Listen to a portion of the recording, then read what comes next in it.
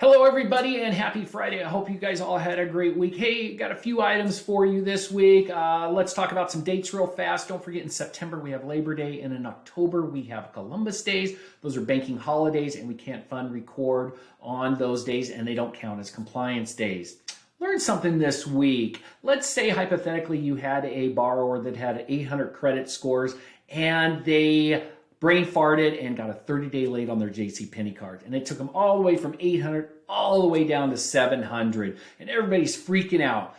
Well, the borrower can call up JCPenney's, in this case, the creditor, and ask for a goodwill adjustment. What a goodwill adjustment is the creditor will look at the borrower's credit report, they'll look at their history and go, you know what, you're right. You've had excellent credit for the last 10 years. You've never had any lates. We're going to take that 30-day late off your credit report. Now, that can take 24 hours, it can take 14 days, it can take 30 days. It all depends upon the creditor. We're telling people up to 30 days, but it's a great opportunity so that if a borrower had great credit, like I said, brain farted, it can actually come off. Also, this week, I've had a lot of people call me and question me about 2-1 buydowns. We're seeing builders advertise it, lenders advertise it. We're getting borrowers and sellers asking about it. So what I did is actually made a video. The link will be down below, and it goes over at a high level 2-1 buydowns, how it works, how it benefits the borrowers, the sellers, and actually how it benefits the realtors.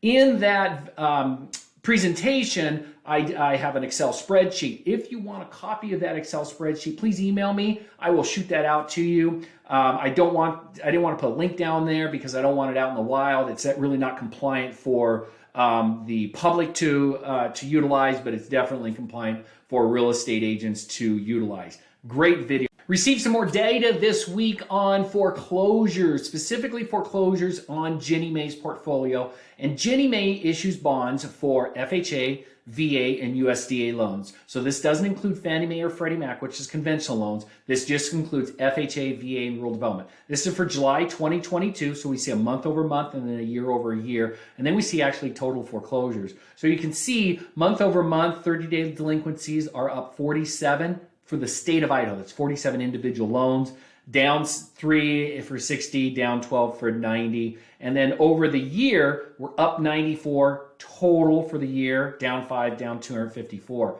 And then if you look right here, total foreclosures in the last year, 2. So we've had 2 Ginnie Mae foreclosures in the last year, which is hardly anything. So what this is telling us, and how you can kind of describe this to your clients, is we're not seeing the 2008 crash we had. We're not seeing a massive amount of foreclosures on the market. Now, we're definitely seeing some price reductions, and we're definitely seeing equity not increase as crazy or rapidly it has in the past. But when it comes down to foreclosures and delinquencies, we're hardly seeing any whatsoever.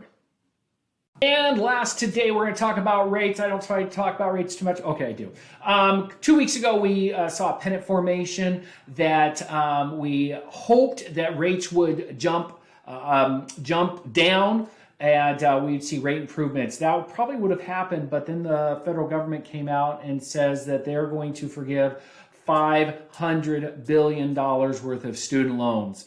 And politics aside, if the government has to pay for $500 billion of student loans, the only way they can do that is to issue bonds to increase our debt load. So what that means is the more bonds that are going to be on the market, the higher the interest rates will go. So that's the first reason interest rates worsen. The second thing is by reducing $500 billion worth of student loan debt, it's going to free up people's income. Now, that's not necessarily a bad thing, but in this world of inflation, that will give more people to spend money, thus inflation will increase. As inflation goes up, interest rates go up too. So it's not been a really great week for mortgage rates. We've actually worsened by about 1/4 point due to $500 billion worth of student loan debt being forgiven.